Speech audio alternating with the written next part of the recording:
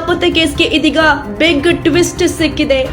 ಸಂಬಂಧಿಕರಿಂದ rape and murder ಆರೋಪ ಕೇಳಿ ಬರ್ತಾ ಇದೆ. ಸಂಬಂಧಿಕರಿಂದಲೇ ರೇಪ್ ಅಂಡ್ ಮರ್ಡರ್ ಆರೋಪ ಕೇಳಿ ಬರ್ತಾ ಇದೆ. ಅತ್ಯಾಚಾರ ಮಾಡಿ ಚಿನ್ನಾಭರಣ ದೋಚಿ ಕೊಂದಿದ್ದಾರೆ ಎಂಬ ಆರೋಪ ಇದೀಗ ಕೇಳಿ ಬರ್ತಾ ಇದೆ. ಕೆರೆ ಬಳಿ ಚಪ್ಪಲಿ, ಉಡುಪು, ಬ್ಯಾಗ್ ಪತ್ತೆಯಾಗಿದೆ. ಪ್ರಿಯಾಂಕಾ 20 ಲಕ್ಷ ಮೌಲ್ಯದ ಚಿನ್ನಾಭರಣ ಹಾಕೊಂಡಿದ್ರು. ಹಾಸನದಲ್ಲಿ ಮಹಿಳೆ ನಾಪತ್ತೆ ಕೇಸ್ಗೆ ಇದೀಗ ಬಿಗ್ ಟ್ವಿಸ್ಟ್ ಸಿಗ್ತಾ ಇದೆ. ಸಂಬಂಧಿಕರಿಂದಲೇ ರೇಪ್ ಅಂಡ್ ಮರ್ಡರ್ ಆರೋಪ ಕೇಳಿ ಬರ್ತಾ ಇದೆ.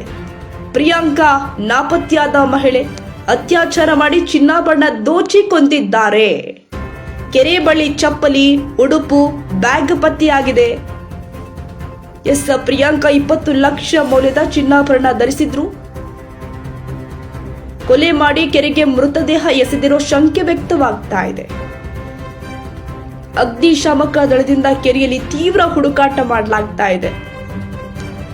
ಸ್ಥಳಕ್ಕೆ ಎಎಸ್ಪಿ ಶ್ರೀನಿಧಿ ಭೇಟಿ ಕೊಟ್ಟು ಪರಿಶೀಲನೆ ಕೂಡ ಮಾಡ್ತಾ ಇದ್ದಾರೆ. ಕುಟುಂಬಸ್ಥರು ಹಾಗೂ ಸಂಬಂಧಿಕರಿಂದ ಮಾಹಿತಿಯನ್ನ ಕಲೆ ಹಾಕ್ತಾ ಇದ್ದಾರೆ. ಟಿವಿ ಕನ್ನಡ ನ್ಯೂಸ್ಗೆ ಲೈಕ್ ಮಾಡಿ, ಶೇರ್ ಮಾಡಿ ಹಾಗೂ ಮತ್ತಷ್ಟು ಸುದ್ದಿಗಳಿಗಾಗಿ ಫಾಲೋ ಮಾಡಿ.